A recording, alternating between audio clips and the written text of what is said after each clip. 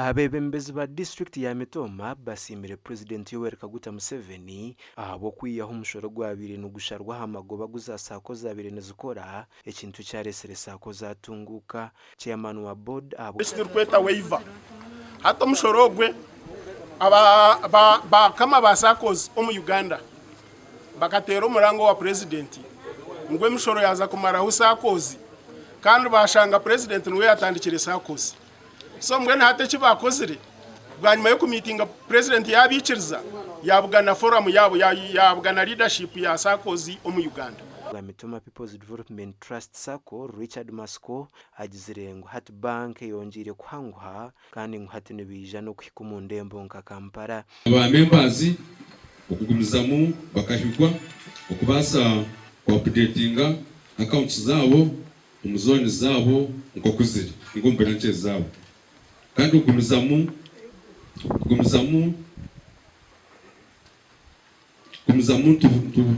babutura ningana bashoma umyanya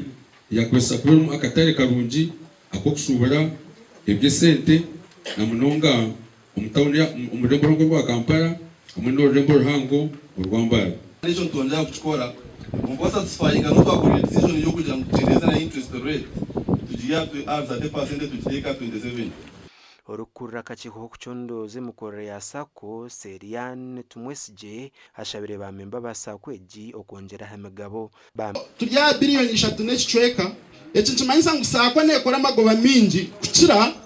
emegabo eye Sako ine timo amatwantu cyetegereza kurigirira akora kwa emegabo yitu ine tukura kugendana no kura kwa magoba gitu nshabangu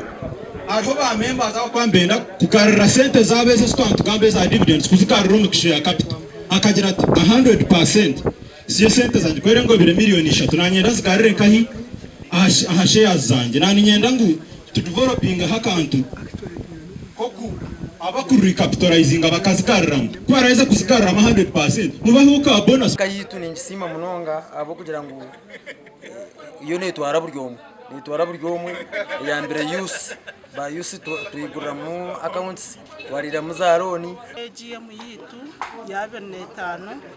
umbohereza kandi Mitoma People's Sako niyo Sako mpango eri kusinga yo buhango Mitoma People's Mitoma district. Sako ya Mitoma People's obwati ya siaba memba baru kwikomutwaro gumwe 15 sente zibikirwe nezirengo buhumbi mushanju sente ziri mu loan nezirengo buhumbi 15 emegabo nebarwamo buhumbi bushatu no bukikuru 500 kandi kozira magoba gakahumbi kamwe no bukikuru 200 gasha kwa Abraham Muganzi.